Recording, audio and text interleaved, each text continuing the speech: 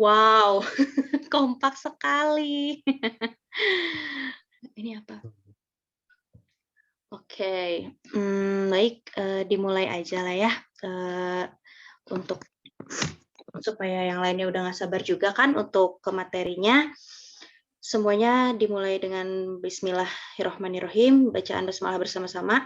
Bismillahirrahmanirrahim. Bismillahirrahmanirrahim. Baik, langsung saja, untuk pemateri kita malam hari ini ada dari Ustadz Irfan Helmi, akademisi pimpinan Yayasan Alif Indonesia, dan moderator kita sama Bapak Panji Hidayat, pengurus Ponpes Tahfiz Quran Mahad Islami Abu Seno, dan penyuluh agama Islam KUA Kecamatan Mandala Jati. Baik, untuk kita mulai saja. Saya serahkan kepada moderator Bapak Panji Hidayat. Waktunya kami persilahkan. Alhamdulillah. Terima kasih, Teh. Ya. Suaranya masuk nggak? Suara masuk. Alhamdulillah masuk ya. Coba saya sapa lagi sekali lagi. Coba. Assalamualaikum warahmatullahi wabarakatuh. Waalaikumsalam warahmatullahi wabarakatuh. Wah, semuanya ini berarti sudah semangat ya insya Allah ya. Ada hebat-hebat berarti. Meskipun sudah masuk waktu malam sebenarnya. Berarti pada sudah semangat-semangat meskipun ada yang dari luar, dari kota dan di luar kota Bandung, tapi insya Allah ya.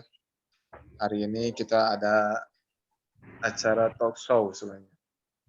Alhamdulillah pemateri kita pun beliau sudah hadir di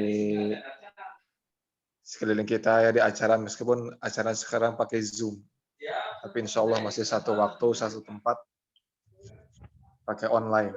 Nah, Alhamdulillah senang sekali. Perkenalkan kembali, nama saya Panji. Insya Allah akan membantu sesi talk show pada kesempatan malam ini. Di sesi talk show ini, insya Allah akan membahas tentang bulan Rajab, yang khususnya yakni energi Rajabmu. Alhamdulillah, insya Allah pasti pemateri kita yang sudah ada di sekeliling kita, di antara kita, pasti akan menjelaskan tentang Rajabnya. Nah, itu semua insya Allah nanti akan dibahas oleh Ustadz kita, yakni Bapak Ustadz atau guru kita, Bapak Ustadz Irfan Helmi. Beliau sudah master syariah. Alamat beliau ada di Babakan Desa, nah, nomor 40, RT 01 RW 01. Kalau ada yang bisa mau silaturahim ke sana lebih jelas lagi untuk materi-materi agama kita, materi-materi dinul Islam, insya Allah bisa ke rumahnya. Beliau juga memang sekaligus pimpinan tentang Yayasan Alif ya. Alhamdulillah beliau tahun ini sekarang ini sedang program doktor hukum ekonomi syariah yang luar biasa, masya Allah ya. Berarti nanti kita malah selebihnya bisa lebih bertanya kepada beliau tentang hukum ekonomi syariah. Luar biasa. Alhamdulillah beliau sudah ada, sudah siap pasti untuk malam ini. Langsung saja kita sambut kepada beliau. Assalamualaikum warahmatullahi wabarakatuh, Ustaz. Waalaikumsalam warahmatullahi wabarakatuh. Alhamdulillah sehat. Kang Panji sehat? Insya Allah sehat, alhamdulillah. Alhamdulillah kalau misalkan pemateri kita pun sudah luar biasa, pasti sehatnya, sudah semangatnya. Insya Allah beliau akan memaparkan materi selama kurang lebih 1 jam ya. Kemudian di sesi kedua ada tanya jawab antara moderator dengan pemateri. Dan sesi ketiganya ada khusus nih, tanya jawab langsung dengan para peserta. Untuk mempersingkat waktu, untuk mempercepat, boleh langsung saja kepada Ustadz atau guru kita, bagaimana nih tentang soal Rajab, tentang energimu ini. sedikitnya Ustadz untuk mukadimah disampaikan terlebih dahulu. Mangga. Waktu dan tempat persilahkan.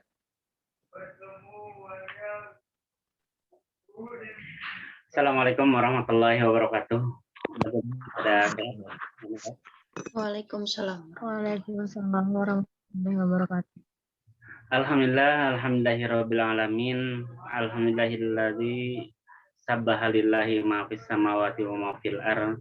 Lahul mulku wal hamdu wa huwa ala kulli syai'in qadir. Asyhadu an la ilaha illallah wahdahu la syarikalah wa asyhadu anna sayyidana Muhammadan. Allahumma shalli wa sallim ala sayyidina Muhammadin wa ala alihi wa sahbihi ajmain. Sahabat sekalian yang hadir di malam hari ini, yang semoga Allah muliakan dan semoga Allah senantiasa membimbing dan mengarahkan kita kepada arah yang benar, kepada arah jalan yang telah ditempuh oleh para nabi, para syuhada, para sholihin, para siddiqin, sehingga kita hidup kita atau langkah kita itu jelas sesuai dengan yang dikehendaki oleh Allah Subhanahu wa taala. Puji syukur kepada Allah Subhanahu wa taala atas segala rahmat dan karunia-Nya yang telah menghinggapi kita, yang telah mengarahkan kita kepada arah yang benar, kepada jalan yang benar, kepada contoh yang benar yang dicontohkan oleh Nabi Muhammad SAW. Salawat dan salam semoga tercurah limpahkan pada baginda alam Nabi besar Muhammad SAW yang telah memberikan contoh kepada bagaimana caranya mengisi bulan-bulan yang dimuliakan oleh Allah Subhanahu wa taala dengan amalan-amalan yang mulia, dengan amalan-amalan yang berbeda di luar bulan-bulan lain selain di bulan Muharram. Salawat dan salam pula semoga tercurah limpahkan kepada keluarga, sahabat, dan semoga salawat dan salam itu pula sampai kepada kita sebagai umat di akhir zaman yang senantiasa berusaha, berupaya agar kita menjadi bagian dari orang-orang yang mengikuti jejak langkahnya. Hadirin sahabat sekalian, hari ini umat Islam berada di kondisi di mana setiap arahan pembicaraan, setiap berita berkenaan dengan keislaman itu menjadi titik fitnah, baik atau buruknya para pembicara atau perilaku yang dilakukan oleh umat Islam, itu menjadi titik sentral, menjadi nilai, dan nilai itu akan menjurus kepada agamanya, bukan hanya kepada personalnya. Oleh karena itu, tidak salah kiranya jika kita mengikuti apa yang diinstruksikan oleh Allah Subhanahu wa taala dalam Al-Qur'an, kita harus menjadi ummatan wasatoh gitu. Litakunu syuhada 'alan nas wa yakunar rasulu 'alaikum syahida. Di akhir zaman itu kan umat Islam seperti hidangan yang dikerumuni oleh semut-semut yang sangat banyak gitu. Dan kondisi umat Islam pada saat ini memang seperti itu. Tidak lain untuk menjawab segala persoalan berkenaan dengan Islam, berkenaan dengan persoalan-persoalan yang ramai di masyarakat, itu adalah dengan menjadi ummatan wasyatoh, umat yang pertengahan, umat yang menjadi saksi terhadap benarnya Islam, umat yang menjadi saksi terhadap adilnya Islam, umat yang menjadi saksi yang memberikan penjelasan berkenaan dengan bahwa Islam itu adalah agama yang sempurna, agama yang benar, agama yang diturunkan oleh Allah Subhanahu wa taala, agama yang dibawa oleh Rasulnya. Hadirin sahabat sekalian, Allah Subhanahu wa taala berfirman berkenaan dengan Rajab ya sekarang. Kita ada di hari ke berapa sekarang? Hari ketiga ya. Betul ya? Hari ketiga atau hari ke-6? Ketiga, Pak. Hari ketiga betul ya. Hari ketiga di bulan Rajab. Alangkah baiknya kalau kita mengisi atau memahami dulu bulan Rajab agar bulan itu bisa memberikan makna atau bisa memberikan arti kepada kita semua, sehingga di bulan-bulan selanjutnya kita bisa menjadi manusia yang suci, manusia yang bisa mengisi bulan-bulan suci selanjutnya dengan penuh amal soleh, baik amal soleh yang dibangun oleh kita, hubungannya kita dengan Allah Subhanahu wa taala, atau amal soleh yang dibangun sesama manusia. Di dalam surat At-Taubah ayat ke-36 Allah Subhanahu wa taala berfirman, "Inna iddatasy-syuhuri 'indallahi 12 Inna iddatasy-syuhuri 'indallahi 12 syahran fi kitabillah yauma khalaqas samawati wal arda minha arba'atun hurum. Zalikad dinul qayyim fala tadlimu fihinna anfusakum wa qatilul musyrikina kafah kama yuqatilunakum kafah wa alamu annallaha ma'al muttaqin." Allah Subhanahu wa taala berfirman dalam surat At-Taubah ini, sesungguhnya kata Allah Subhanahu wa taala, "Iddatasy-syuhuri 'indallahi 12." Ada bilangan bulan itu di sisi Allah ada 12. Makanya sebenarnya hitungan 12 bulan itu bukan hasil karya Umar bin Khattab, tetapi hitungan 12 bulan di dalam Islam itu sudah ditetapkan oleh Allah Subhanahu wa taala. Bahkan ketetapan hitungan 12 bulan itu telah ditetapkan semenjak Allah menciptakan bumi dan langit ini. Jadi hitungan hari, jam, terus juga bulan, tahun, dan hitungan bulan tadi jumlahnya 12 itu telah ditetapkan Allah Subhanahu wa taala ketika Allah menciptakan bumi dan langit ini.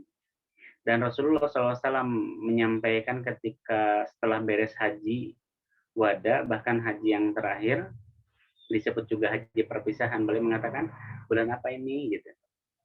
Sahabat menjawab, Allah dan Rasulnya lebih mengetahui.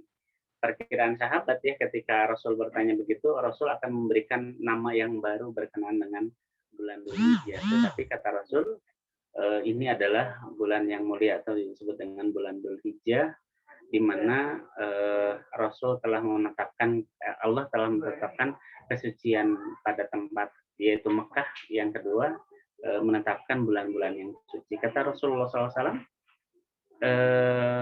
atau kata Allah Subhanahu wa taala dalam ayat ini, minha itu yang dimaksud sebagian dari 12 itu arba'atun hurum. 4 bulan yang dimuliakan atau 4 bulan yang disucikan oleh Allah Subhanahu wa taala. Yang pertama ada Dzulhijjah, ada Dzulqa'dah, ada Muharram, dan ada Rajab. Gitu. Nah, bulan Rajab ini secara arti ini bisa memberikan makna bahwa Rajab itu artinya bulan yang menjadi pembuka terhadap bulan-bulan yang baik atau bulan-bulan atau menjadi pembuka bulan kebaikan. Di ayat ini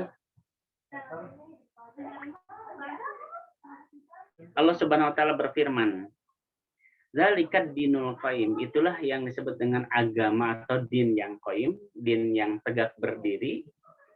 Fala tadlimu fihinna. Maka janganlah kalian melakukan kezaliman di dalamnya.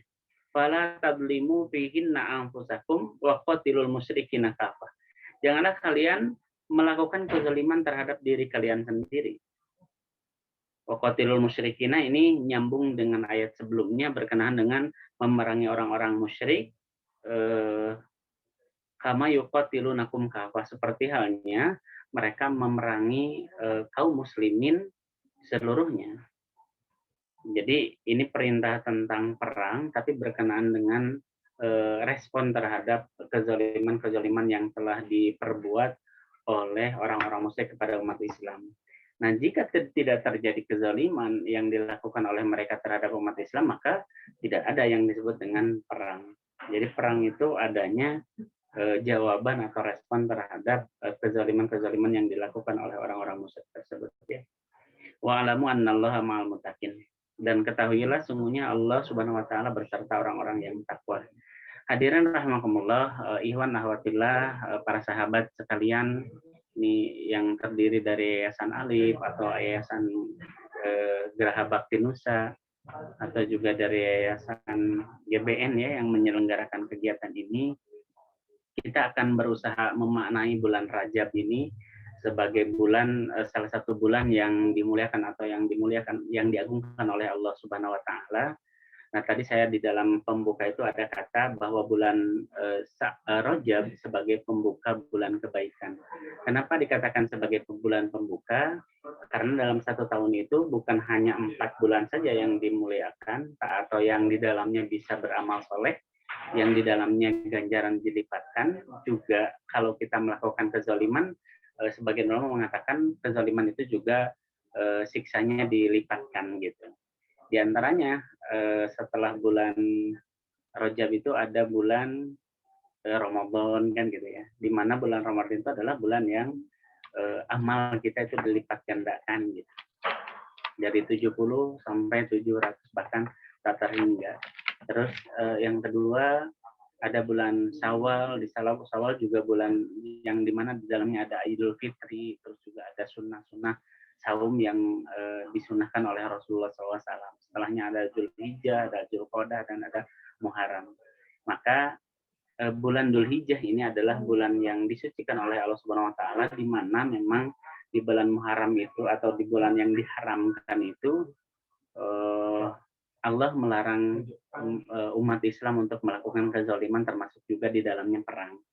Bahkan kalau teman-teman semua atau sahabat semua pernah membaca surat Al-Haji gitu, ketika seorang berhaji itu diharamkan untuk berbicara kotor, terus berbicara jorok, membunuh apa-apa yang ada di Mekah, baik itu semut, terus juga rengit, kutu, apapun yang ada di Mekah ketika seorang berhaji itu tidak boleh. Bahkan ketika kita membunuh binatang buruan ya, atau tikus atau apapun yang ada di sana, itu harus ganti denda, dan dendanya itu kan tidak sedikit itu kan menyembelih kambing kan gitu. Itu bagian dari kifarat ketika orang melakukan pembunuhan di bulan haram, salah satunya bulan Dzulhijjah. Nah, termasuk di bulan Rajab ini, Allah Subhanahu Wa Taala menjadikan bulan Rajab adalah bulan yang suci, bulan yang mulia, bulan yang apabila kita beramal soleh di dalamnya juga bisa dilipat gandakan. Oleh karena bulan Rajab adalah sebagai pembuka kebaikan, di ayat tadi ya saya kutip itu saya baca wala tadlimuna wala tudlamuna anfusakum. Janganlah kalian mendolimi diri kalian sendiri. Apa arti kata zalim? Kata zalim itu artinya menempatkan sesuatu bukan pada tempatnya, atau kita memfungsikan tubuh kita tidak sesuai dengan kehendak Allah Subhanahu Wa Taala. Contoh begini, Allah Subhanahu Wa Taala melarang ya di dalam surat An-Nur ayat 30 bahwa laki-laki yang beriman itu kan mesti menjaga matanya, jangan sampai matanya melihat sesuatu yang dilarang oleh Allah Subhanahu Wa Taala. Atau Allah Subhanahu Wa Taala juga menggariskan lisan kita itu harus dipelihara dari perbuatan maksiat seperti dalam surat 49 ayat 12 sampai 16. Terus kaki ya di dalam surat 25, surat Al-Furqan ayat 69, Allah juga melarang langkah kaki kita dilangkahkan pada tempat-tempat yang dilarang oleh Allah Subhanahu Wa Taala, atau perut kita tidak boleh diisi dengan sesuatu yang diharamkan oleh Allah Subhanahu Wa Taala gitu.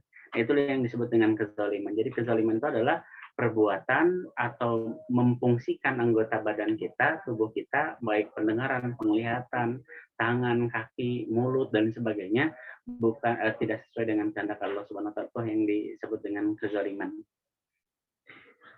Nah, perbuatan zalim tadi ada terhadap diri, ya, yaitu dengan berbuat maksiat.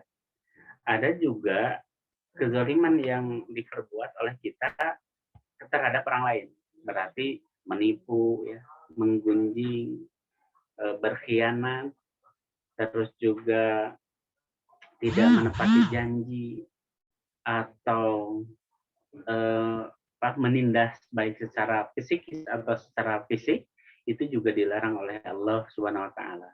Maka itu apa yang harus kita lakukan agar Rajab, bulan Rajab itu menjadi pendorong atau menjadi bulan di mana kita bisa mengisi bulan Rajab dan bulan-bulan selanjutnya dengan kebaikan.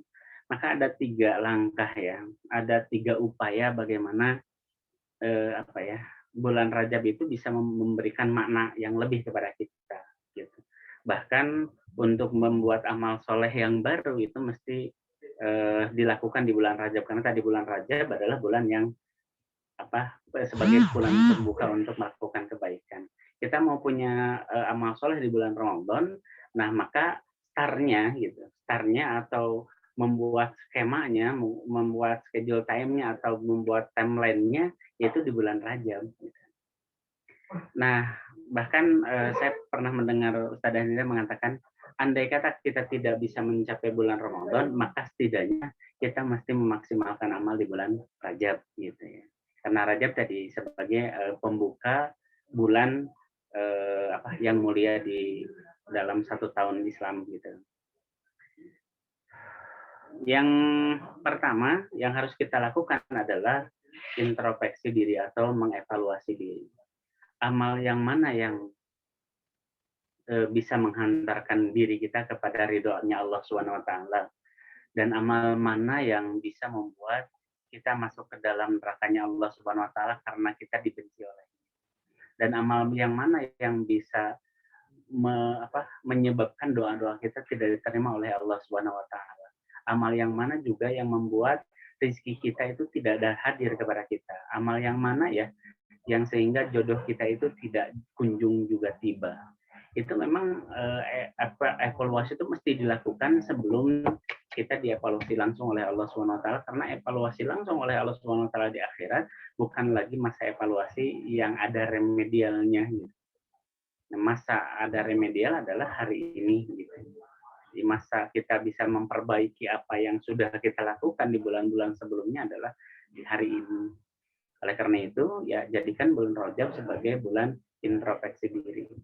Karena setiap amal soleh yang dibangun atas dasar introspeksi diri itu akan melejitkan, akan mendorong meningkatkan amal yang lebih baik dari yang sebelumnya.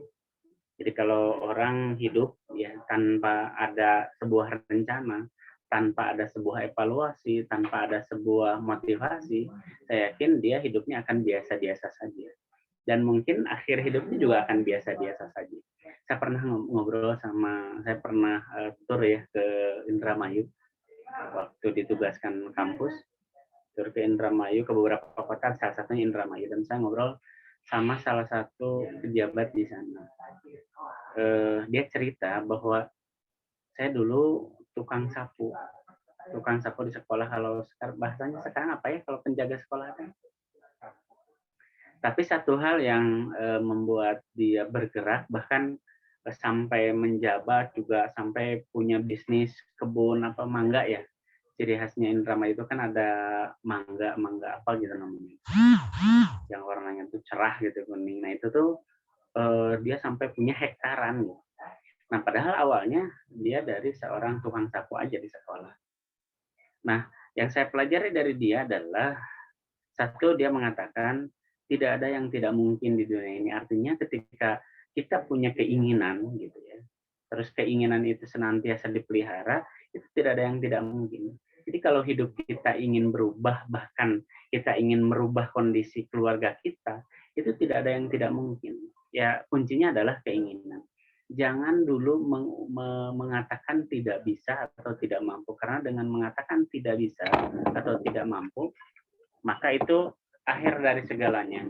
Sebelum kita melakukan apapun, maka semua rencana, semua harapan itu bakal kandas dengan mengatakan tidak mungkin atau tidak bisa. Jadi kuncinya adalah jangan katakan pada diri itu tidak bisa, tetapi katakanlah mungkin dan pasti bisa. Yang kedua, itu terhadap apa yang diinginkannya, dia senantiasa mengevaluasi atau mengintrospeksi diri.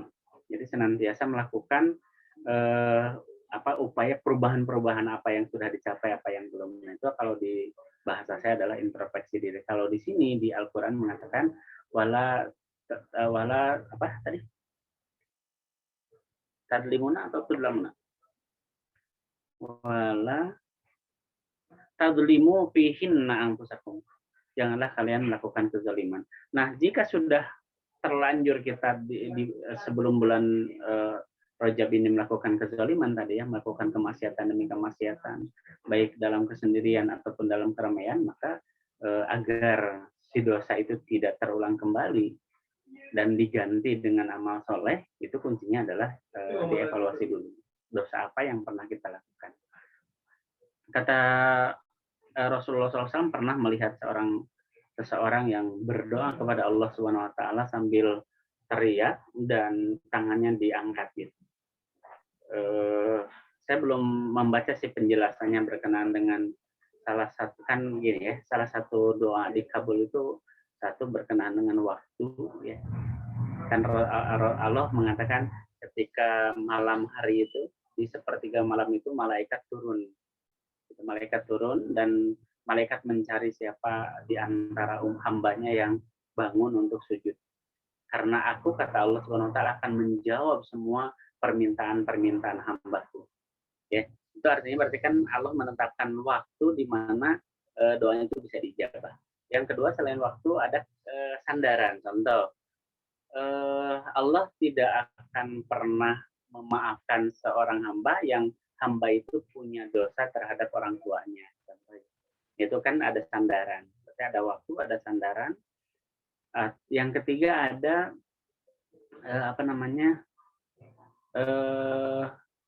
dosa. Jadi tersampainya dosa, tersampaikannya doa yang disampaikan oleh kita kepada Allah Subhanahu Wa Taala, salah satu yang bisa melancarkannya adalah apabila memang di dalam diri kita tidak punya dosa. Nah, dosa-dosa itu bisa menjadi penghalang. Gitu. Kata Rasul, bagaimana doanya bisa terkabul gitu apabila di dalam perutnya itu diisi dengan barang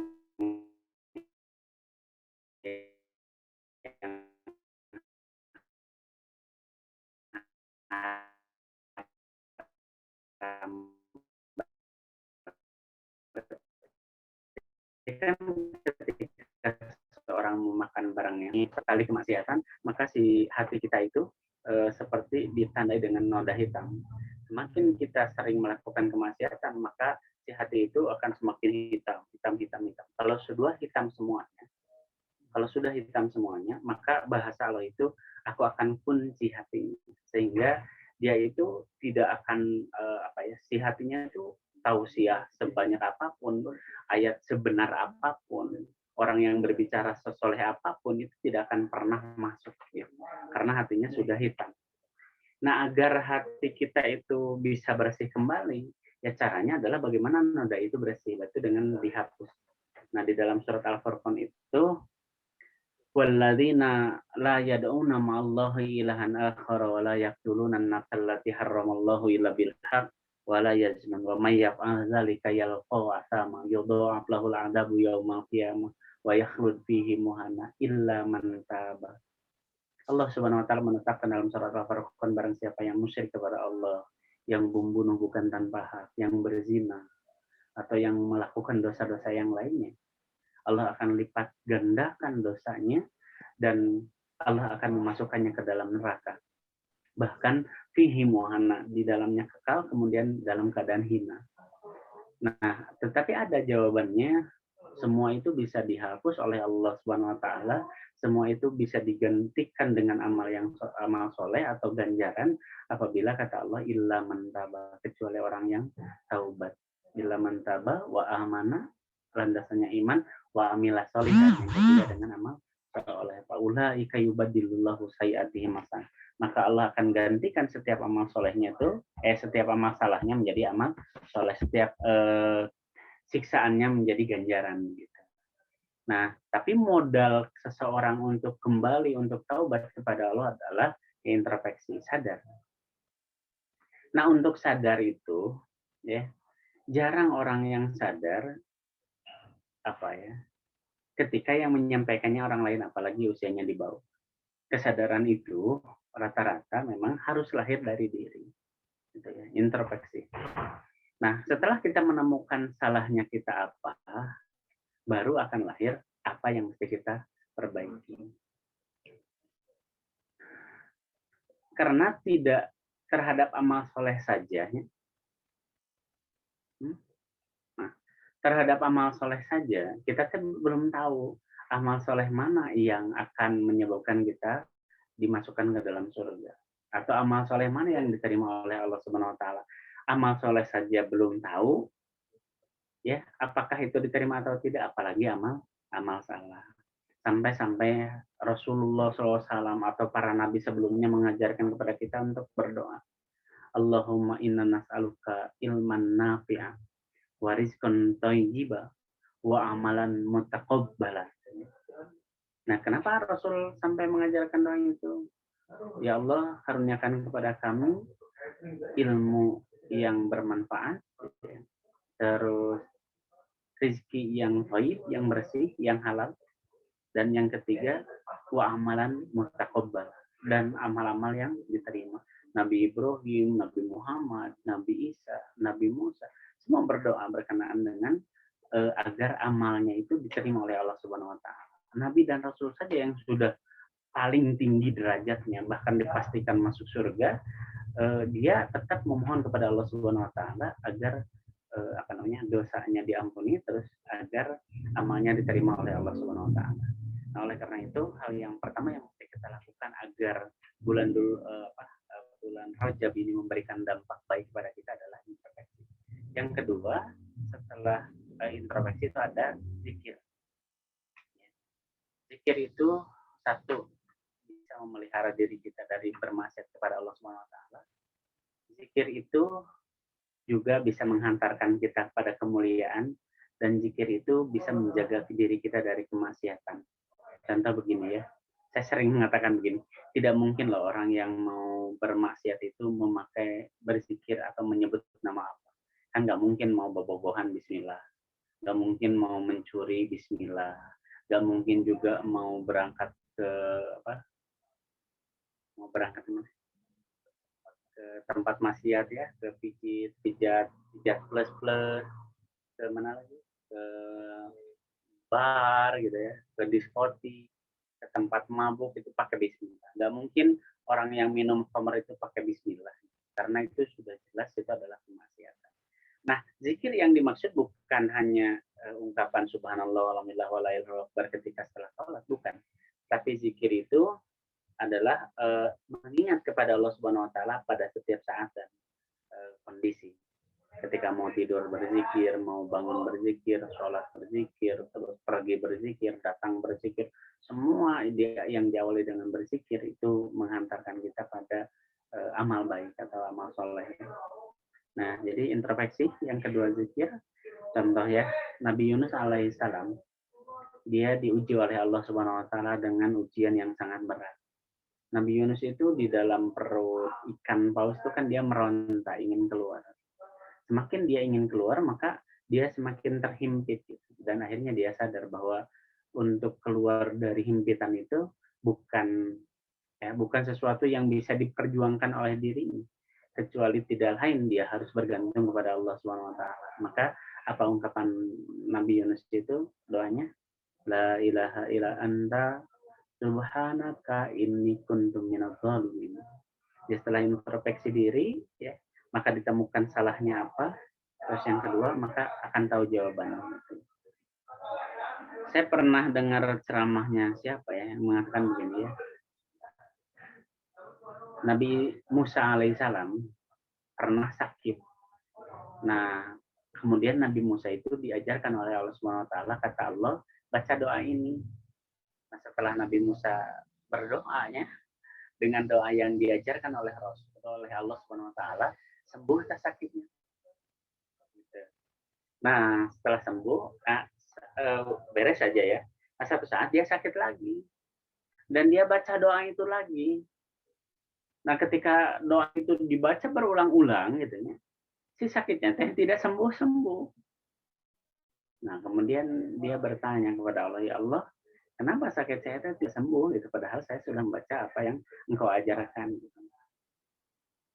Nah, setelah dievaluasi, kata Allah begini, ya emang yang menyembuhkan itu siapa? Doa atau Allah? Nah, selarasnya saya pernah nonton Ustadz apa ya yang ada di MNC TV kita yang suka ngobatin yang kerasukan gitu ya? Ya Ustadz Danu ya. Nah dia teh ngobatin orang yang sering ngamuk lah gitu si ibu-ibunya teh. Terus kata suaminya teh, ustadzan teh nanya, ini sering dibacain apa? Enggak, saya emang nggak punya amalan katanya gitu. Paling saya bacain ini ayat kursi katanya gitu ya. Jadi setiap istrinya jadi itu dibacain ayat kursi. Nah, kata Ustaz Danun teh jangan. Kenapa jangan? Ya kan ayat kursi kan gitu. Jadi jangannya itu bukan baca ayat kursinya, tetapi tadi kalau orang bersandar kepada bacaan, ya bacaan itu bukan malah menjadi penyembuh, tapi justru malah menjadi sihir, kayak sihir gitu. Jadi beban gitu ke si orang yang didoainnya. Jadi betul ya, kalau kita bersandarnya bukan kepada Allah Subhanahu Wa Taala, baik ke dokter, obat, ke ahli apapun gitu, termasuk juga terhadap doa, itu udah melenceng dari akidah yang benar, gitu. Nah, termasuk juga kalau kita bersandar kepada doa, memang doa yang akan menyembuhkan atau doa yang akan mensuksesan itu juga sama. Jadi ya tadi la ilaha illa anta, tidak ada ilah kecuali la ilaha illa anta subhanaka maha suci engkau, inni kuntu minadz zalimin, dan aku termasuk orang-orang yang paling sadar. Ya, jadi saya ulangi ya.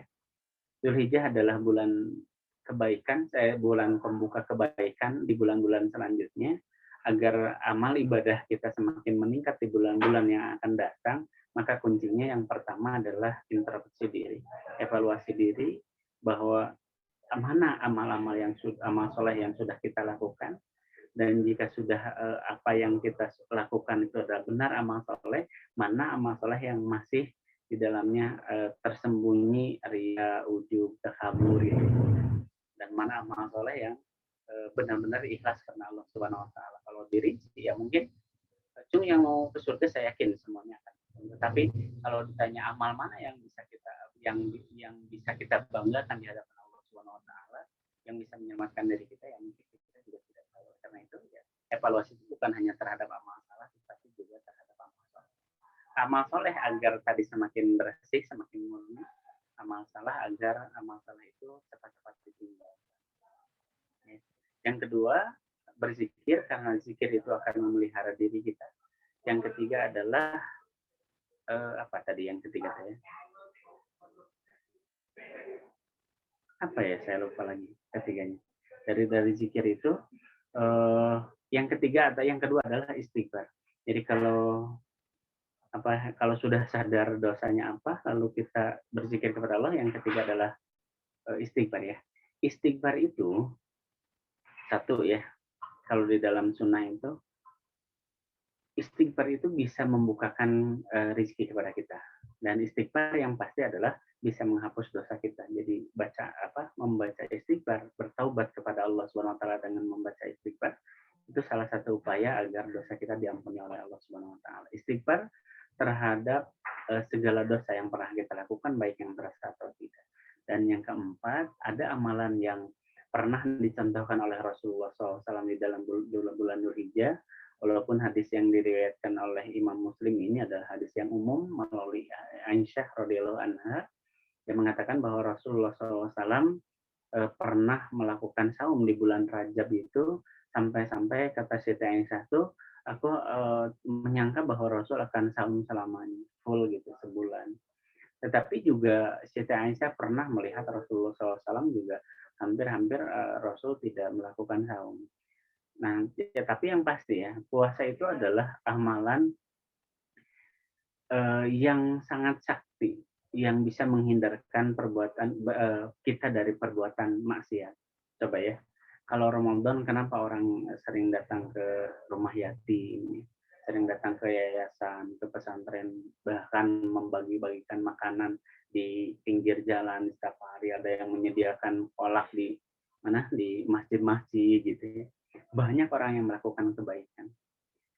Dan memang di bulan Ramadan itu kemaksiatan itu seolah berhenti gitu.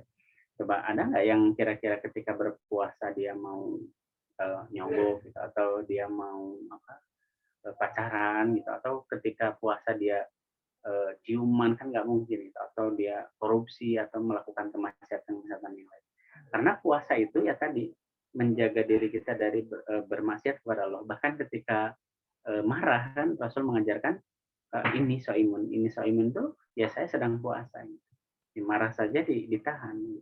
Ya apalagi kemaksiatan yang lain atau nonton porno contohnya di bulan Ramadan atau di siang hari bulan Ramadan, saya kira tidak gitu. Karena itu bisa membuat batal. Jadi saum itu amalan yang menjadi bahasa sunnah itu ya menjadi tameng gitu, tameng seseorang agar dia mampu memelihara dirinya dari bermaksiat kepada Allah Subhanahu Wa Taala. Mungkin itu saja Kang siapa ya, Kang siapa tuh saya lupa lagi teh.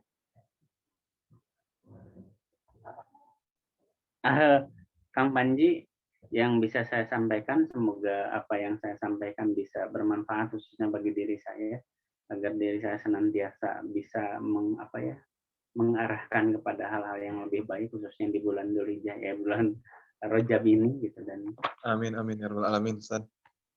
Dan semoga ya kita semua menjadi orang-orang yang dihantarkan oleh Allah Subhanahu Wa Taala menuju bulan puasa dengan sempurna. Untuk mengisi bulan Ramadan yang bulan suci, bulan mulia, bulan yang dilipat gandakan ganjarannya, memang ya harus dimulai dari sekarang gitu. Walaupun sudah hari ketiga gitu di bulan Rajab ini, tapi nggak masalah, masih ada 27 atau 26 hari lagi ya bulan Rajab yang bisa kita isi dengan berbagai amalan soleh. Terima kasih. Assalamualaikum warahmatullahi wabarakatuh. Waalaikumsalam warahmatullahi wabarakatuh.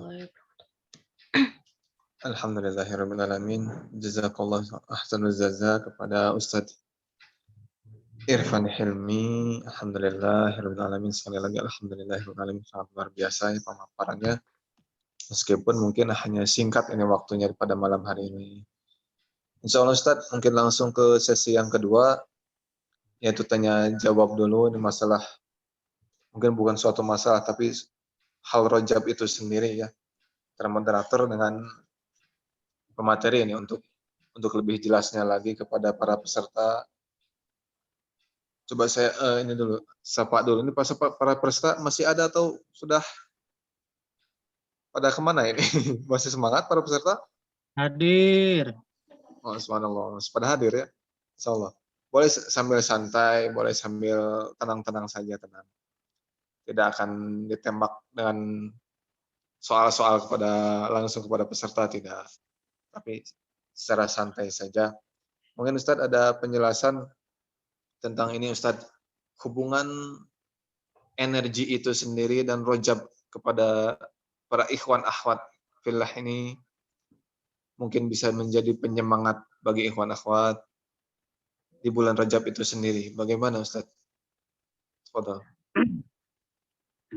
Kalau berbicara energi nih Mas, sebenarnya berbicara orang ini ya, orang listrik, orang energi gitu. Tetapi ya, ini perkiraan saya ya, bagaimana ya Rajab itu menjadi energi atau menjadi motivasi atau menjadi dorongan gitu ya. Jadi dorongan. Ya, bahwa bulan Rajab itu adalah bulan yang dimuliakan oleh Allah Subhanahu Wa Taala, sehingga di dalamnya kita tidak boleh melakukan kezaliman. Kezaliman yang dimaksud adalah kemaksiatan, baik kemaksiatan yang dilakukannya personal oleh diri dan itu dosanya diri, atau kemaksiatan yang memang bisa menyebabkan penderitaan bagi orang lain. Oleh karena itu, agar penghambaan kita terus juga doa kita dikabul oleh Allah Subhanahu Wa Taala, memang kuncinya itu adalah ya introspeksi. Introspeksi kemaksiatan yang sudah kita lakukan di bulan-bulan sebelumnya, sehingga di bulan Rajab ini harus dihapus gitu. Ya dihapusnya tadi dengan istighfar, taubat ya. Yang ketiga dengan saum, karena saum itu disebut tameng atau disebut pelindung diri gitu, agar tidak terjerumus kepada kemaksiatan yang sama yang dilakukan di bulan-bulan sebelumnya. Ya, motivasi yang kedua atau dorongan yang kedua atau energi yang kedua yang harus jadi energi itu, karena bulan Rajab itu sebagai pembuka bulan-bulan kebaikan di bulan-bulan selanjutnya. Karena setelah bulan Rajab itu kan ada bulan yang mulia lagi nih, ada bulan Ramadan, ada bulan Syawal, ada bulan Ada dan Dzulhijjah. Itu juga bulan-bulan yang dimuliakan oleh Allah Subhanahu wa taala dan di dalamnya memang diisi dengan amal-amal soleh. Nah, Ramadan itu kan bulan ganjaran tuh, bulan amal soleh, bulan memupuk lah gitu. Nah, sebelum kita memetik hasil ya di bulan Ramadan tadi, menumbuhkan amal soleh ya tadi, dosa-dosa yang sebelumnya harus dihapuskan dulu, gitu. Harus dibersihkan dulu. Nah, gitu paling Kang Panji.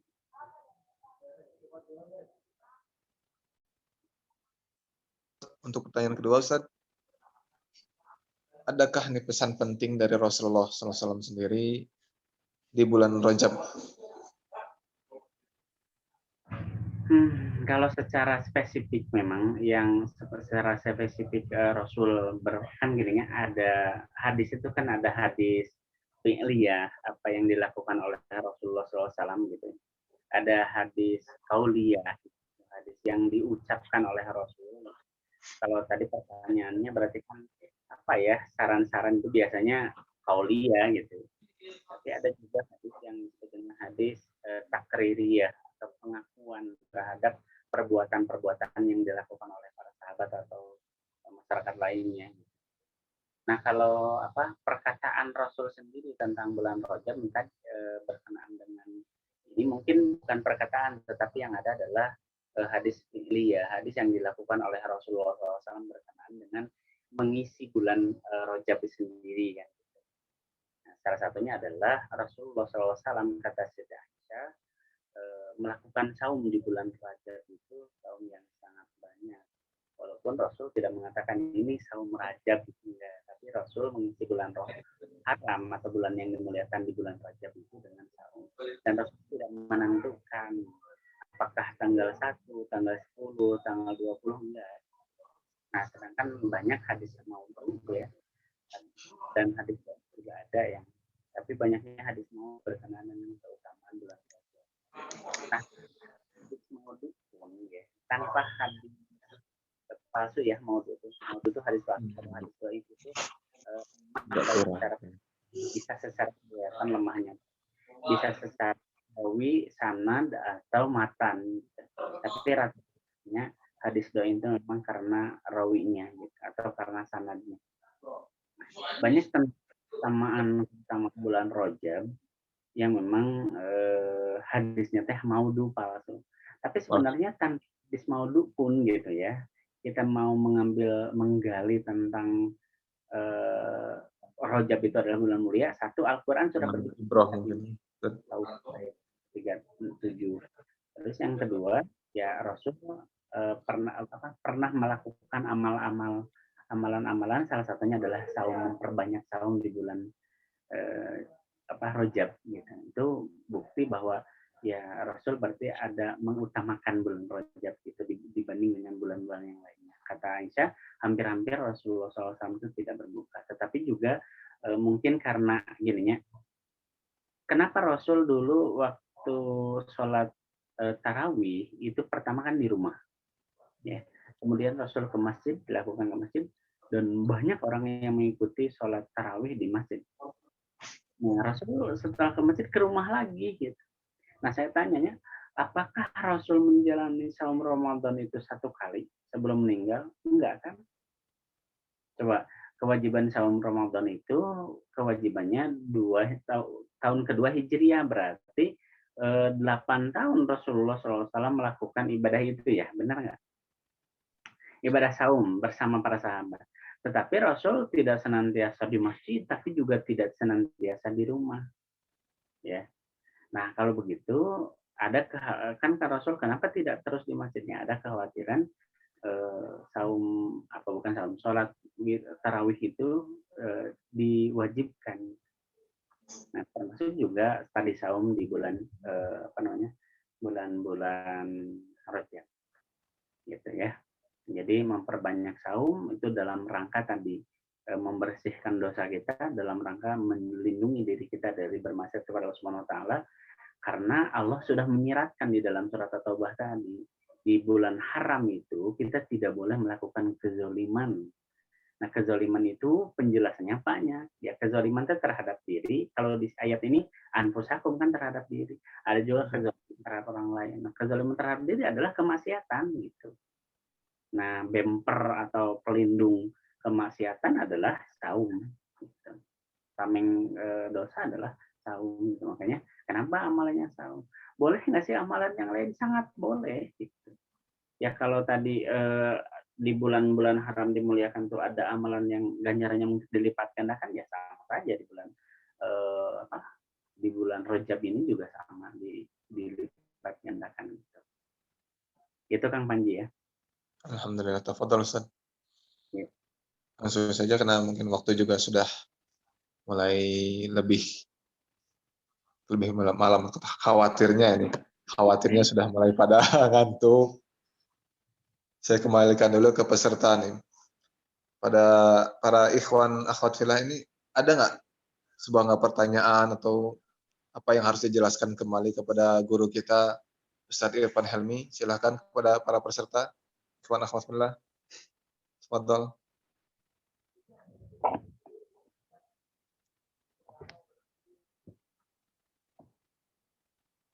Kalau ada yang mau ditanyakan kepada guru kita.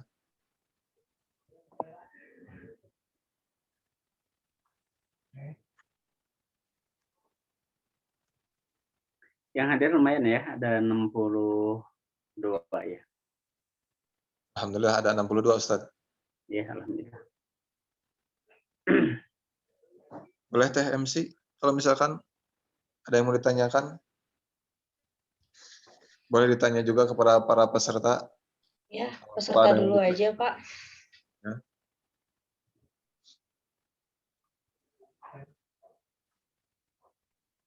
Yunita tuh udah Raisan. Yunita sama dan Fahya. Silahkan Teh. Ya, Assalamualaikum warahmatullahi wabarakatuh. Waalaikumsalam warahmatullahi wabarakatuh. Waalaikumsalam. Saya Faiha. Sebelumnya, tadi saya sempat menyimak Ustadz yang perihal kalau kita punya keinginan gitu kan, apapun itu kita yakini gitu ya, termasuk misalnya merubah suatu keadaan ataupun merubah suatu kelompok gitu kan. Misalnya yang tadi Ustadz sebutkan juga yang merubah keluarga gitu ya.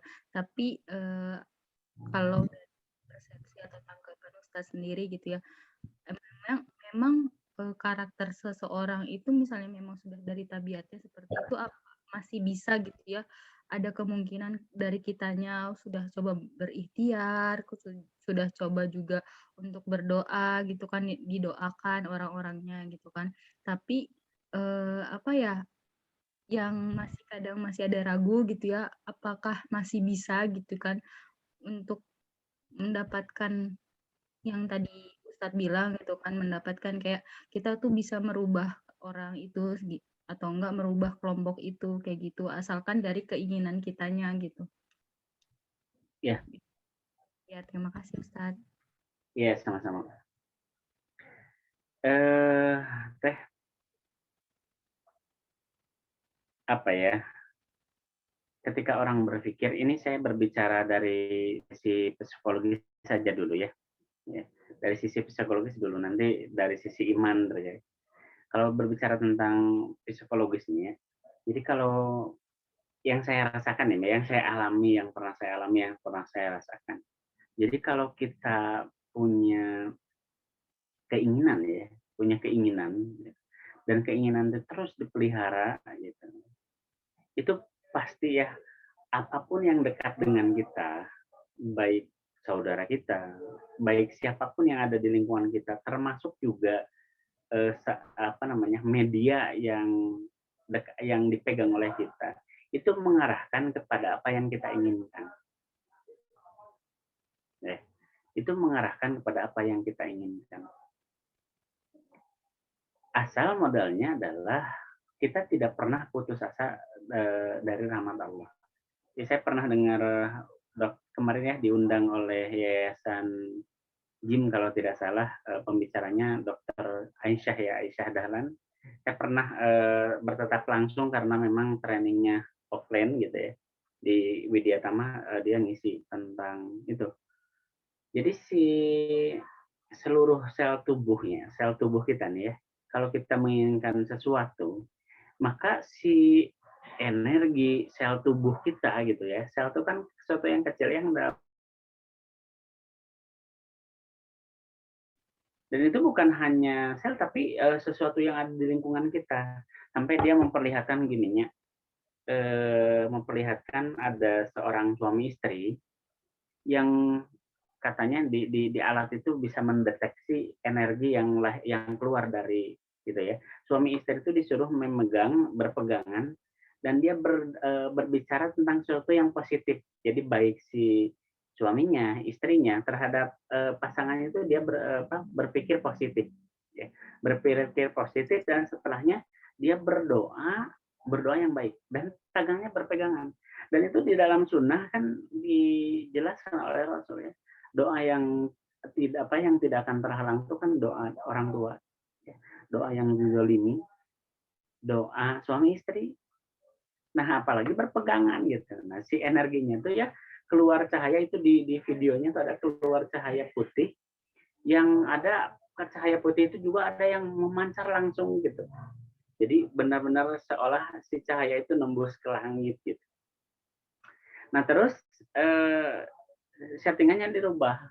Suami istri itu membenci satu sama lain.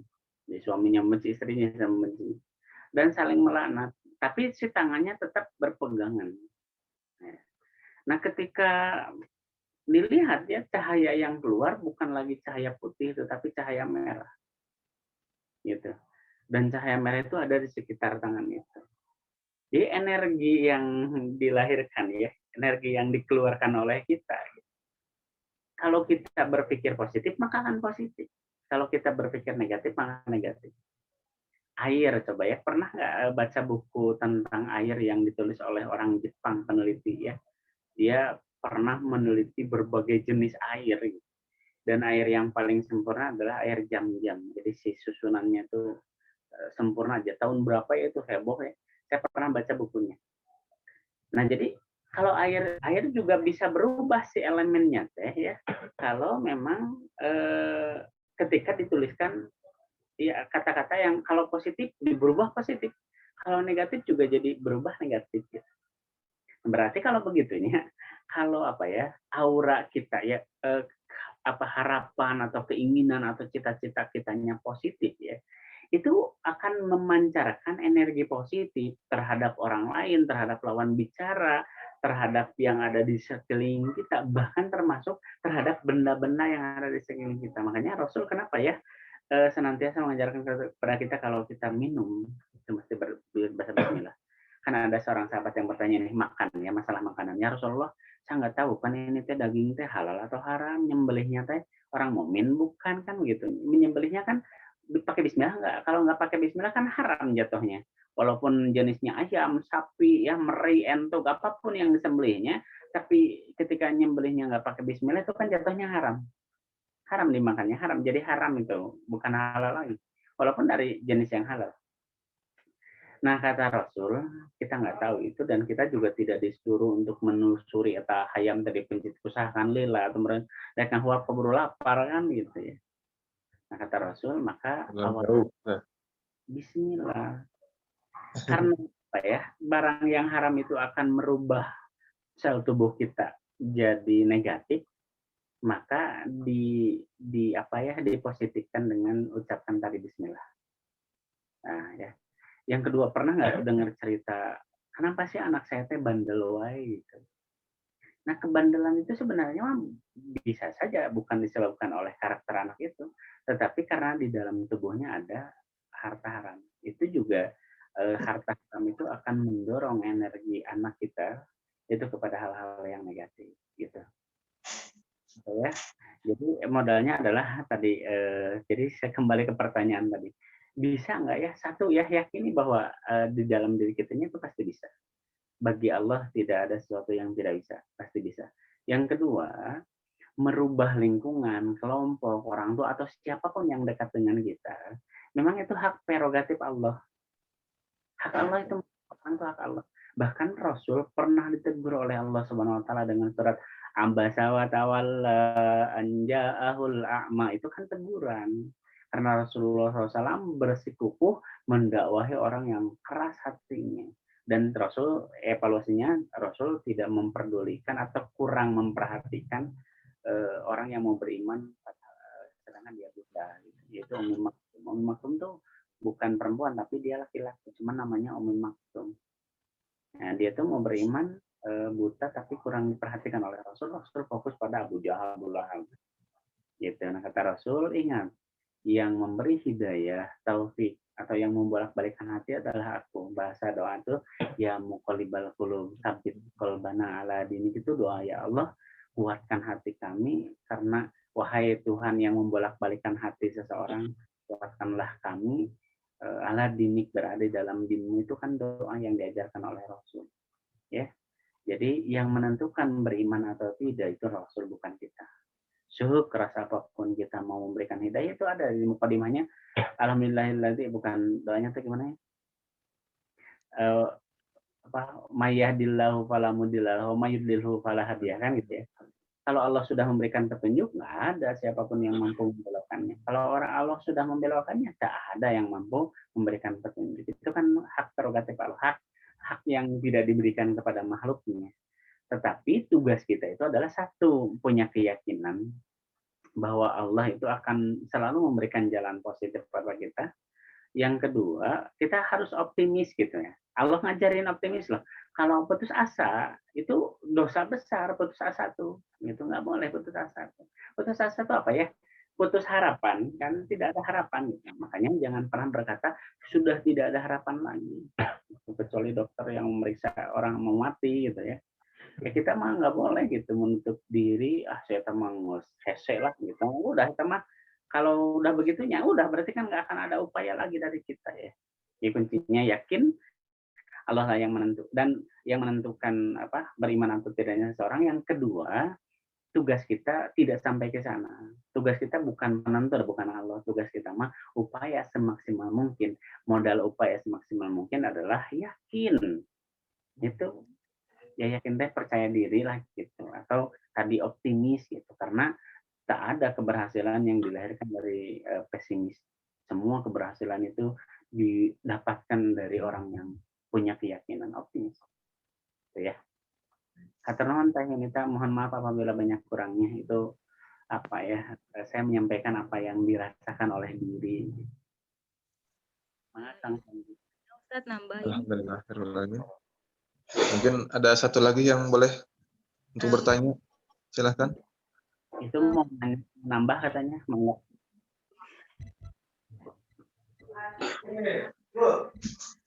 Jadi ini Ustadz, tadi kan Ustadz bilang kalau yang penting kan dari kitanya gitu ya, dari kitanya optimis, kemudian balik lagi ke hak prerogatifnya Allah gitu ya. Balik hidayah itu kan datang karena Allah yang buat gitu kan. Tapi dari situ saya juga ada nih insight juga gitu. Oh berarti ya ibaratnya balik lagi kan ke tawakal kita gitu. Tapi yang mau saya tanyakan juga nih, kalau gimana sih caranya biar kedengaran Teh? Ya. Suaranya putus-putus ya. Yang bertanya. Tetapi apa? Ya, jadi gini. Tapi gimana caranya kita kalau balik lagi ya kata Ustadz tadi kan balik keinginan kita dibuat lebih optimis lagi gitu kan. Lalu bagaimana caranya biar kita mengistiqomahkan dan mendawamkan keinginan kita itu biar kayak apa ya kan, yang namanya keimanan atau enggak semangat manusia itu kan kadang naik turun gitu Ustadz. Gimana caranya kita mendawamkan dan mengistiqomahkan keinginan kita itu untuk bisa optimis gitu loh Ustadz. Satu memang saya ini kalau di yayasan ya suka di grup ya suka gini ya, kadang antum hikil saya bilang ini sang bikin ini ya gitu, atau ya pokoknya mah saya ngontrol orang gitu ya, saya ngontrol, bukan ngontrol ya, saya karena saya punya tim ya.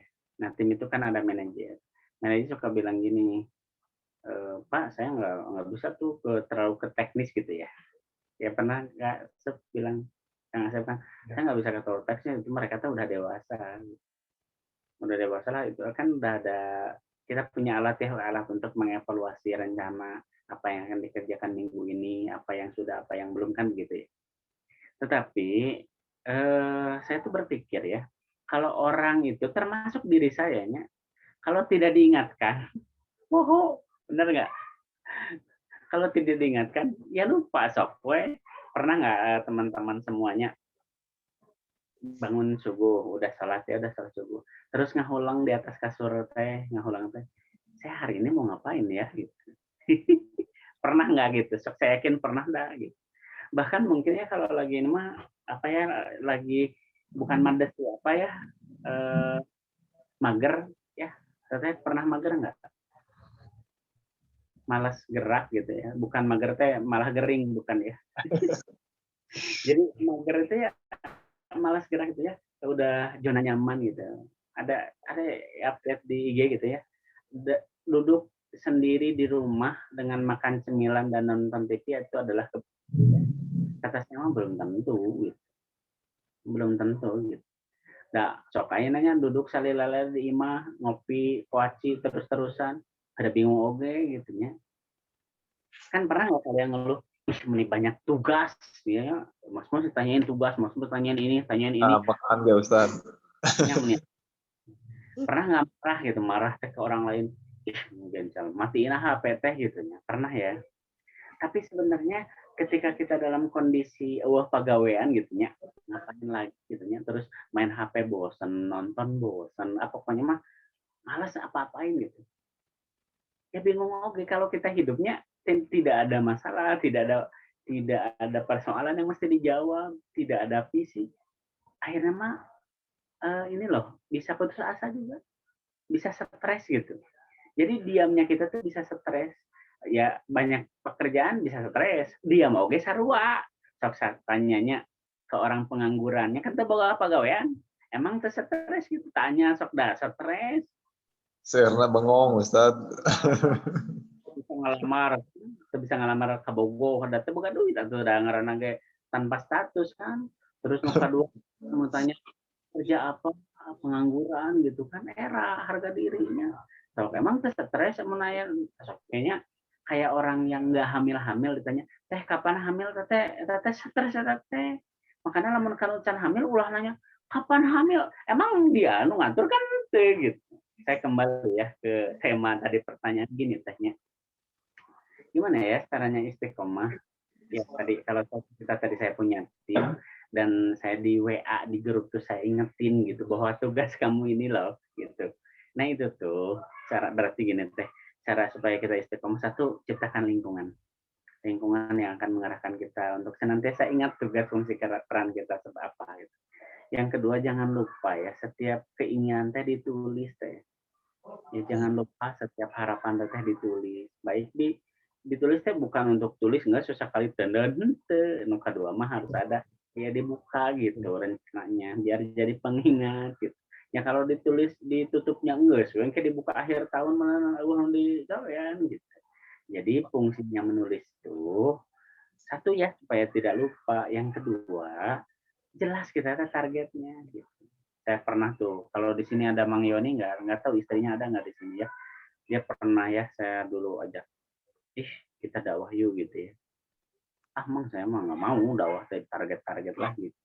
Apalagi ada berapa kan gitu ya, gitu. Tidak menyampaikan kepada orang lain. Oh mesti gini sih gitu. Tapi dia sekarang sadar ya bahwa hidup tanpa sebuah target tehnya konyol gitu. Menurut saya mah konyol dah hidup yang hidupnya teh nggak punya targetnya, konyol atuh. Nah hambat konyol. Ya karena hidup yang cuma sekali dan kita tidak bisa mengulanginya lagi terus, yang hidup terbatas, teboga kahayang baik ke masalah dunia atau akhirat, teboga kahayang ya bertarget teboga kahayang baik ke dunia na ke manehna apalagi ke orang lain gitu. Konyol atuh gitu. Ya. Jadi teh ya supaya istiqomah itu tadi ciptakan lingkungan teh bisa kita yang menjadi penggeraknya, bisa juga kita bagian dari kelompok komunitas atau apapun itu namanya, yang pasti itu mengarahkan kepada kebaikan ya. Yang kedua, tulis semua rencana ya. Yang ketiga, jangan lupa semua rencana itu mesti ada tadi introspeksi. Berarti introspeksi itu terhadap sesuatu apa kan. Gini teh, kalau teteh kerja ya, terus ada rapat tahunan, rapat akhir tahun, kan rapat itu pasti ada evaluasi. Ngevaluasi naon coba lamun teu boga target teu boga kahayang. Itu kan ya. Ya, untuk istiqomah mah hiji punya keinginan itu ditulis, yang kedua ciptakan kelompok, yang ketiga evaluasi ya, dari hasil evaluasi bisa ada perbaikan gitu ya. Itu paling teh. Syukuran Ustaz. Alhamdulillah, alamin Ustaz. Subhanallah. Gimana Teh MC? Teh Putri? Masih ada waktu? Sepertinya sudah habis, Pak. Ya. Ada. Alhamdulillah, alamin. Tafadhal barakallah Ustaz. Alhamdulillah, barakallah. Insyaallah talkshow materi webinar kali ini jadi penyemangat, menjadi saran, menjadi manfaat buat kita semua. Amin. Khususnya mungkin buat diri pribadi saya juga, dan umumnya buat para peserta semuanya. Khususnya ya umumnya buat Islam juga, alhamdulillah. Semoga insya Allah nanti ada lagi acara-acara seperti ini, biar bisa mengingatkan kita kembali kepada Islam, meningkatkan iman dan ihsan kita tetap kepada Allah Subhanahu wa taala. Barakallah Ustaz, sekali lagi. Mungkin boleh bisa saya tutup langsung, nanti ditutup lebih umum lagi sama MC Teh Putri ya. Ya, boleh Pak. Kita ucapkan istighfar 3 kali. Astagfirullah. Dan doa Astagfirullah. untuk para majelis. Astagfirullahaladzim, astagfirullahaladzim, astagfirullahaladzim. Subhanakallahumma wa bihamdika asyhadu an la ilaha illa anta astaghfiruka wa atubu ilaik. Terima kasih Ustaz, Tuan Ilmi. Ya. Jazakallah khairan wa ahsanul jaza. Saya tutup saja. Wassalamualaikum warahmatullahi wabarakatuh. Kembali. Waalaikumsalam warahmatullahi wabarakatuh. Bila Alhamdulillahirabbil banyak alamin. kesalahan, Siap. Alhamdulillahirabbil alamin. Buat teman-teman semuanya, kita sudah berada di penghujung acara dan akan ada sesi foto bareng. Untuk dinyalain dulu kameranya, teman-teman. Boleh nggak? Oke. On cam, teman-teman. ya, boleh para peserta untuk on cam dulu. Ya. Masih pada di tempat ini Teh. Insya Allah nggak jadi apa, bahan pencarian orang. Oke. Nggak apa-apa, ada on cam sebentar untuk dipoto Teh Yunita semuanya. udah siap. Oke. Teteh operatornya gimana? Teteh udah siap? Siap. Oke. Ya udah dimulai aja Teh, mangga. Oke, slide 1 siap ya. Ya. 1, 2, 3. Oke. Slide 2. 1, 2, 3. Slide yang terakhir. Ini nggak ada yang on cam yang terakhir. Oke, udah. Oke, alhamdulillahirrahmanirrahim. Buat teman-teman juga kembali diingatkan untuk isi form hadirnya di kolom chat tadi, sama teteh operatornya udah ditaruh di chat untuk mempermudah mengirimkan e-sertifikatnya untuk dikirimkan ke emailnya masing-masing. Oke, baik. Terima kasih untuk teman-teman semua yang udah hadir malam hari ini. Dan terima kasih juga kepada Ustadz Irfan dan Pak Panji sebagai moderator. Saya juga terima kasih dan mohon maaf apabila saya ada kesalahan kata-kata selama webinar ini berlangsung. Wassalamualaikum warahmatullahi wabarakatuh. Waalaikumsalam warahmatullahi wabarakatuh. wabarakatuh.